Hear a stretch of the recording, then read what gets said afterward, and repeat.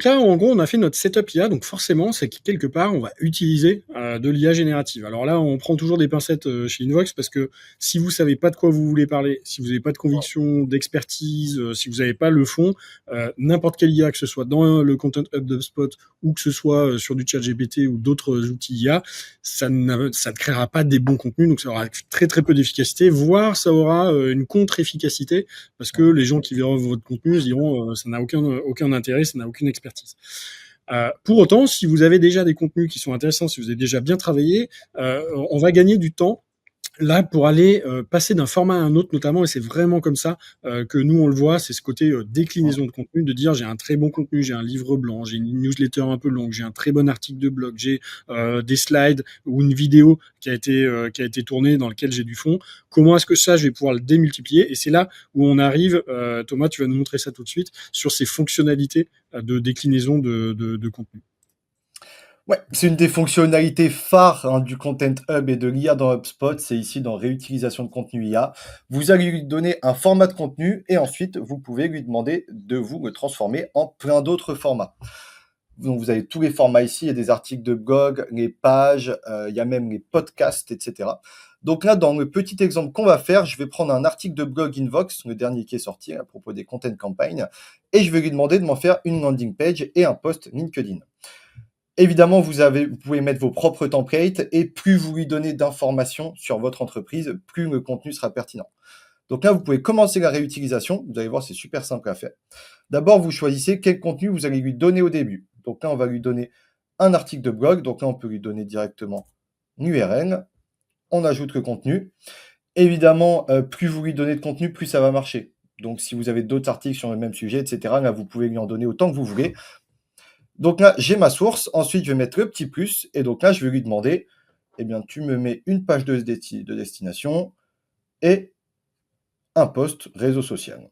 Donc là, il y a les podcasts. Les podcasts, c'est nouveau, mais ça marche de mieux en mieux. Les voix sont de plus en plus humaines. Les résultats vont être bluffants d'ici quelques mois. Ensuite, vous mettez suivant. Donc là, vous mettez déjà le modèle de landing page sur lequel vous souhaitez le créer.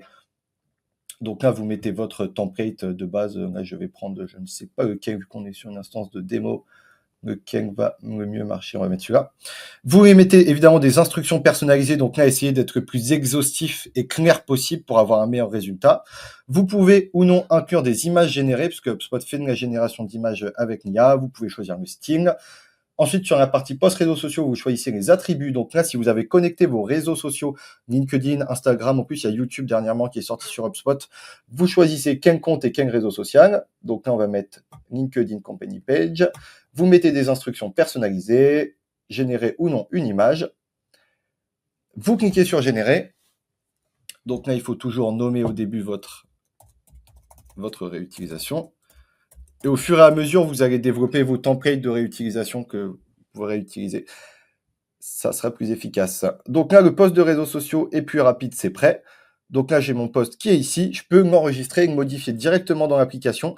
Donc ça, c'est si vous utilisez LinkedIn dans HubSpot et que vous publiez sur LinkedIn depuis HubSpot. Donc là, si je fais ça, il va arriver directement sur ma partie réseaux sociaux. Et là, évidemment, je vais pouvoir aller le modifier comme je le souhaite. Il a mis les petits hashtags, etc.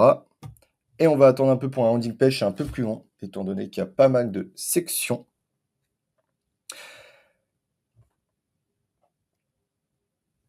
Là, l'intérêt pour vous, c'est vraiment d'itérer et de regarder les contenus qui sont intéressants. Typiquement, si vous voulez mettre 4 articles de votre blog dans une newsletter, c'est exactement le type d'utilisation qui est super pertinent. Vous avez un livre blanc. Là, on charge un article de blog pour faire une page de destination. La logique pour la démo fonctionne, mais on aurait plutôt mis un livre blanc en disant bah, fais-moi une page d'atterrissage où j'ai tourné 3 articles, 3 podcasts par exemple, où j'ai 3 interviews clients, j'ai 3 cas clients, fais-moi une seule page qui fait un peu le mix de ces différentes choses et on va venir générer des choses assez rapidement.